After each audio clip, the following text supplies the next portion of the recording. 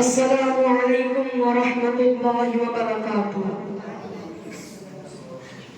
الحمد للہ رب العالمین والصلاة والسلام علی سید المرسلین وعلی آلہ واصحابہ اجمعین، اما بعد فقد قال اللہ تعالی فی القرآن المجید والفرقان الحمید، فاعوذ باللہ من الشیطان الرجیم، بسم اللہ الرحمن الرحیم، ان الصلاة تنہی عن الفحشاء والمنکر، صدق اللہ العظیم۔ وہ سجدہ جس سے روح زمیں کانپ جاتی تھی، وہ سجدہ جس سے روح زمیں کانپ جاتی تھی، آج اسی کو ترستے ہیں منبر و محراب۔ محترم حضرات، سامعین کرام، آج کے اس باوقار مجلس میں میرا موضوع سخن نماز ہے، تو آئیے وقت کو مد نظر رکھتے ہوئے میں اپنی بات کو آپ تمام حضرات کے سامنے پیش کرنا چاہتا ہوں۔ محترم حضرات، نماز اتنی اہم ترین عبادت ہے کہ سیدنا حضرت آدم علیہ السلام سے لے کر اس دار فانی میں جتنے بھی انبیاء کرام تشریف لائے، ہر نبی کی شریعت میں نماز فرض رہی اور اس کے ماننے والے اس پر عمل کرتے رہے۔ اسی طرح امت محمدیہ صلی اللہ علیہ وسلم پر بھی 5 وقت کی نمازیں ہر بالغ مسلمان مرد و عورت پر فرض قرار دی گئی۔ میرے محترم دوستو، نماز کی اہمیت و خصوصیت کا اندازہ اس بات سے بخوبی لگایا جا سکتا ہے کہ اسلام کے تمام احکام سرور دو جہاں صلی اللہ علیہ وسلم کو دنیا ہی میں دی گئی، لیکن نماز ایک ایسا اہم فریضہ تھا کہ اللہ رب العزت نے اپنے پیارے محبوب کو عرش بری پر بلا کر تحفہ عطا فرمایا۔ محترم حضرات، یہی وہ عبادت ہے جس سے انسان کو کبھی چھٹکارا نہیں، چاہے سفر میں ہو یا حضر میں، گھر میں ہو یا باہر، مکانوں میں ہو یا گزرگاہوں میں، میدانوں میں ہو یا پہاڑوں پر، سلسلاتے ہوئے نیزوں کے زد پر ہو یا چمکتی ہوئی تلواروں کے سائے پر، غمی میں ہو یا خوشی میں، نبی ہو یا ولی ہو، مفکر ہو یا مدبر ہو، الغرض دنیا کا کوئی بھی مسلمان ہو،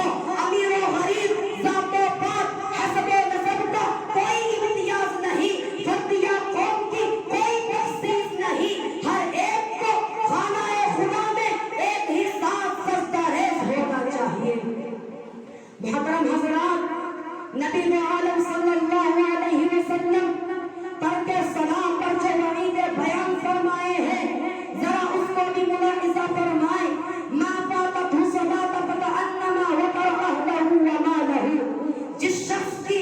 ایک وقت کی بھی نماز فوت ہو گئی، وہ ایسا ہے کہ گویا اس کے گھر کے لوگ اور مال و دوست سب چھین لیا گیا ہو۔ ایک موقع پر ارشاد فرماتے ہیں، العہد الذی بیننا وبینہم الصلاۃ فمن ترکہا فقد کفر، وہ عہد جو ہمارے اور منافقین کے درمیان میں ہے وہ نماز ہے، جس نے نماز کو ترک کیا اس نے کفر کو ظاہر کیا۔ دوسرے حدیث کے اندر شہنشاہ بطحہ نہایت ہی تہدید آمیز انداز میں ارشاد فرماتے ہیں، جس شخص نے جان بوجھ کر نماز کو چھوڑا، اللہ اور رسول اس سے بری ہے۔ ایک جگہ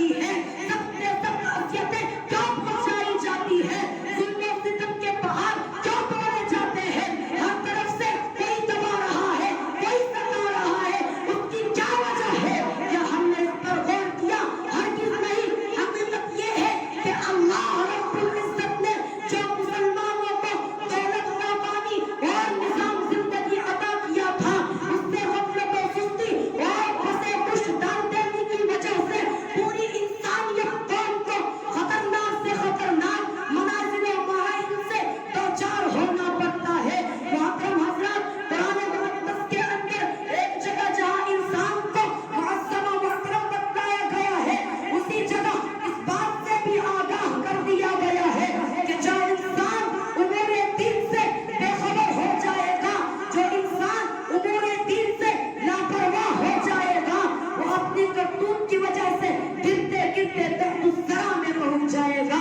لقد خلقنا الانسان فی احسن تقویم، ہم نے انسان کو خوبصورت سانچے میں ڈھالا ہے اور ہم اس کو پستی کی حالت والوں سے بھی پست کر دیں گے۔ فَوَيْلٌ لِّلْمُصَلِّينَ الَّذِينَ هُمْ عَنِ صَلَاتِهِمْ سَاهُونَ الَّذِينَ هُمْ يُرَاءُونَ، ہلاکت ہے ان لوگوں کے لیے جو اپنی نمازوں سے بے خبر ہے، وہ ایسا ہے گویا وہ ایسا ہے جو دکھلاوا کرتے ہیں۔ ایک جگہ اللہ رب العزت نے فرمایا اقم الصلاۃ لذکری، نماز قائم کرو میری یاد کے لیے۔ دوسری جگہ فرماتے ہیں الا بذکر اللہ تطمئن القلوب، خوب سمجھ لو اللہ ہی کی ذکر سے دلوں کو اطمینان ہوتا